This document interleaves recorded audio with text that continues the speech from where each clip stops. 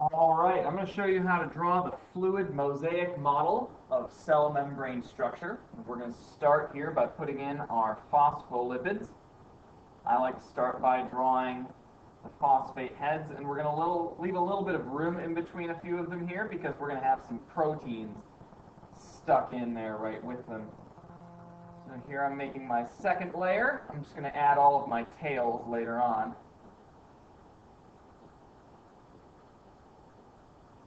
There we go, and I'm just going to make sure that they all have two fatty acid tails. Now in reality, one of these two tails would actually be bent, kind of kinked like that.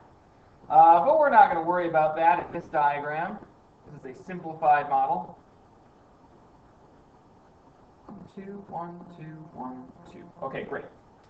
The next thing I'm going to add in is one of the types of protein. This is going to be a protein channel. Now it's got a couple other names, but I'm just going to make a channel right here, almost sort of like a tube. Is sort of the intention of my drawing, a tube that something could travel through. But this protein actually has a couple of other names because of its location in the membrane. I'm also going to add another protein over here. Now this is going to be a protein pump that actually sort of pushes things across the membrane. That'll be how I represent it there. And one more protein I'm going to throw in is going to sit right up here on the top. I've just decided that the outside of my cell is going to be up. This protein sits right with the phosphate heads, doesn't really go into the membrane. And on top here are actually a whole bunch of little stacked sugar molecules, glucose, and they're just going to form a little receptor up here.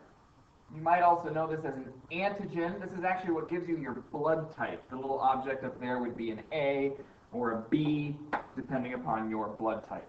In addition, the Phospholipid Bilayer, the fluid mosaic model, has cholesterol. And so I'm going to put my little cholesterols in here. We're not going to go crazy with them. I think I'll just do 3. I'm making them hexagons to try to be accurate, but you can just draw a little shape and label it cholesterol.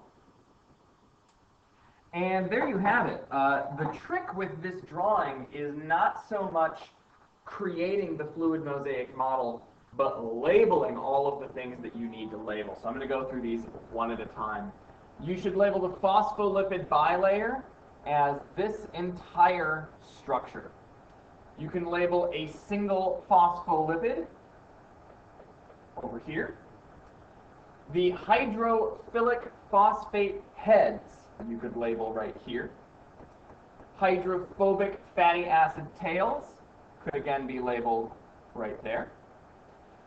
The polar region, that would actually be anything up on the top or anything on the bottom. The non-polar region would be any area on the inside. Cholesterol can be labeled right here. An integral or transmembrane protein, that's any protein that is inside of the cell membrane. It actually gets into the hydrophobic fatty acid tail core. And so we actually have 2 of those. Both of these proteins enter the hydrophobic fatty acid core, which makes them integral. And they are both transmembrane proteins because they go from all the way to the top to all the way to the bottom of the membrane. We have a peripheral protein over here. Peripheral proteins sit on one side of the membrane or the other, but they don't enter that hydrophobic core. The channel protein is simply that. It's a channel that objects can travel through. The protein pump is, much like it sounds, a pump that would push objects through.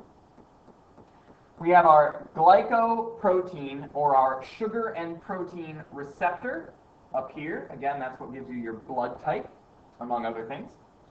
And then the last part is we're going to establish which part is the inside and which part is the outside.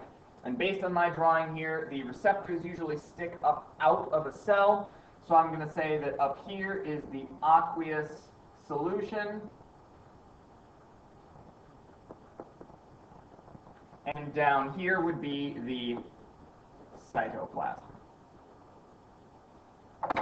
So lots of labels, but ultimately a diagram that we need to be ready to draw for Friday.